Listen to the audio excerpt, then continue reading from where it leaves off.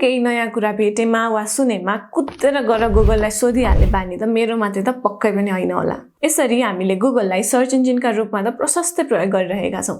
तर गुगलका अरु पनि यस्ता विभिन्न प्रडक्टहरु छन् जसले हामीलाई विभिन्न ठाउँमा हेल्प गर्छन्। त्यसैले आजको यो भिडियोमा मैले स्टुडेन्ट्सले गुगललाई अझै राम्ररी कसरी युज गर्न सक्छन् त भन्ने बारेमा भिडियो लिएर आएकी छु।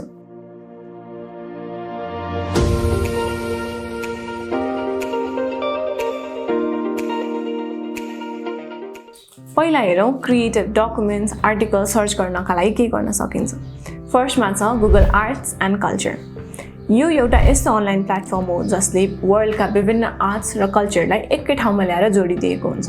यदि तपाईलाई कुनै स्पेसिफिक आर्ट र कल्चरको बारेमा सिक्नु छ भने यसबाट विभिन्न आर्ट्स, पेन्टिङ, स्कल्पचर्सहरुको बारेमा अध्ययन गर्न सक्नुहुन्छ।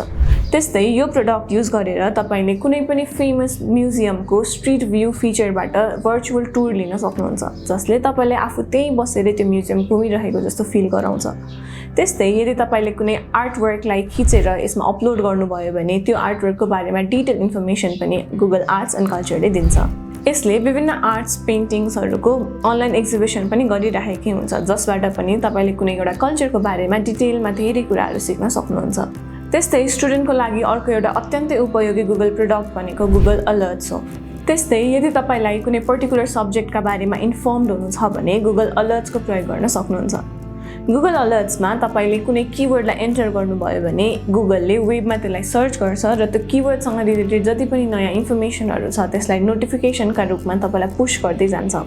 तपाईले यो नोटिफिकेसनलाई आफ्नै हिसाबले कन्फिगर पनि गर्न सक्नुहुन्छ, जस्तै कति फ्रिक्वेन्सीमा त्यो नोटिफिकेसन आउने, कुन रिजनलाई फोकस गरेर त्यो न्यूज मसँग आओस् अथवा कुन ल्याङ्ग्वेजको प्रयोग भएर त्यो आओस् भनेर। जस्तै म टेकसँग रिलेटेड कन्टेन्ट क्रिएट गरिरहेको छु, मलाई आईटी सेक्टरमा भएको नयाँ डेभलपमेन्टको बारेमा अपडेटेड हुनु छ भने मैले गुगल अलर्ट्सको प्रयोग गरेर आईटी लाई एन्टर गरे भने आईटी सेक्टरमा भइरहेको जति पनि नयाँ डेभलपमेन्टहरु छ त्यो सबै मेरो फोनमा पुश नोटिफिकेसनका रूपमा आइरहेको हुन्छ। अब स्टुडेन्ट भइसकेपछि हामीले अरूसँग पनि कोल्याबोरेसन र कम्युनिकेसन त गर्नै पर्छ। त्यसका लागि कस्ता गुगल प्रोडक्टहरुको प्रयोग गर्न सकिन्छ त? फर्स्टमा हेरौं गुगल क्लासरुम। गुगल क्लासरुम भनेको एउटा अनलाइन प्लेटफर्म हो जसले टिचर र स्टुडेन्टलाई सँगै लिएर आइदिन्छ। यसमा टिचरले सजिलैसँग असाइनमेन्ट दिन सक्नुहुन्छ र असाइनमेन्ट सबमिट भइसकेपछि त्यसलाई चेक गरेर त्यसको ग्रेडिङ पनि गर्न सक्नुहुन्छ।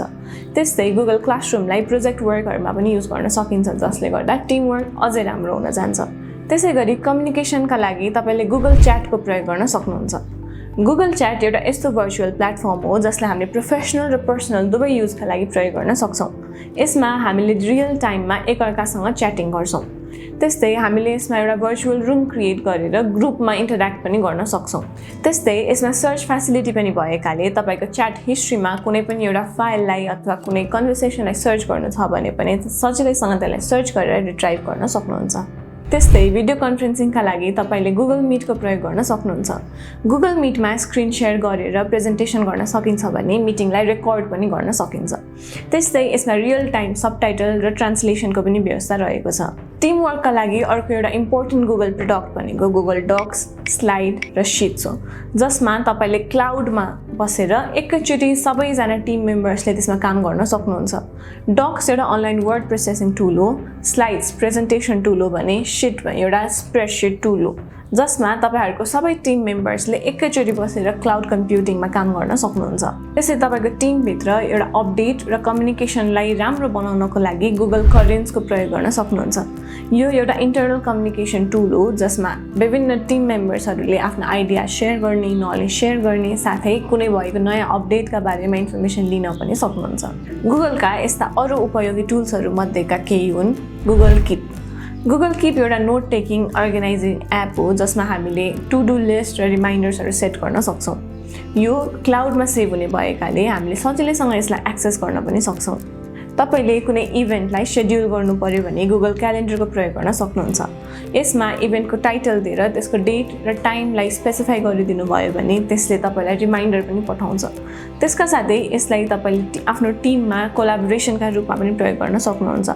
त्यसैगरी गुगल क्यालेन्डर गुगलका अरु प्रोडक्ट जस्तै डक्स, जीमेल, मीटमा पनि इन्टिग्रेट हुने भएकाले यसलाई सजिलैसँग अरूसँग शेयर गर्न र कोल्याबोरेसन गर्नलाई प्रयोग गर्न सक्नुहुन्छ। स्पेशली रिसर्च स्टुडेन्टका लागि काम लाग्ने अर्को एउटा प्रोडक्ट भनेको गुगल फर्म्स हो।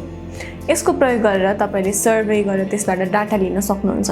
त्यसैगरी स्टुडेन्टलाई क्विजेस र असेसमेन्टहरू पनि प्रोभाइड गर्न सक्नुहुन्छ। यसको प्रयोग गरेर कोल्याबोरेटिभ प्रोजेक्ट्स बनाउन र इभेन्ट प्लानिङ गर्न पनि सक्नुहुन्छ। अर्को एउटा इन्ट्रेस्टिङ गुगलको प्रडक्ट भनेको गुगल ट्रान्सलेटर हो। गुगल ट्रान्सलेटरले विश्वका विभिन्न भाषाहरूमा हामीलाई ट्रान्सलेसन सर्भिस प्रोभाइड गर्छ, जसले गर्दा तपाईले आफ्नो कुनै पनि डकुमेन्टलाई जुनसुकै भाषामा पनि ट्रान्सलेट गरेर पढ्न सक्नुहुन्छ। गुगल ट्रान्सलेटरले टेक्स्ट ट्रान्सलेसन, स्पिच ट्रान्सलेसन गर्नुका साथै इन्स्टेन्ट ट्रान्सलेसन पनि दिन्छ। जस्तै तपाईले कुनै टेक्स्टको पिक्चर खिच्नु भएको छ भने त्यो टेक्स्ट भित्रको कन्टेन्टलाई पनि यसले ट्रान्सलेट गरिदिन सक्छ। यसरी गुगलका प्रडक्टहरू यति मात्रै त पक्कै पनि हैनन्, अरु पनि थुप्रै प्रडक्टहरू छन् जसलाई प्रयोग गरेर तपाईले आफ्नो वर्क एफिसिएन्सी बढाउन सक्नुहुन्छ। यी त भए स्टुडेन्ट्सले कस्तो प्रडक्टहरू युज गर्न सक्छन् भन्ने बारेमा। आगामी दिनमा हामी बिजनेसलाई पनि गुगल प्रडक्टले कसरी हेल्प गर्छ भन्ने बारेमा पक्कै पनि भिडियो लिएर आउने नै छौँ। तबसम्म टेक कागज हेर्दै गर्नुहोला। धन्यवाद।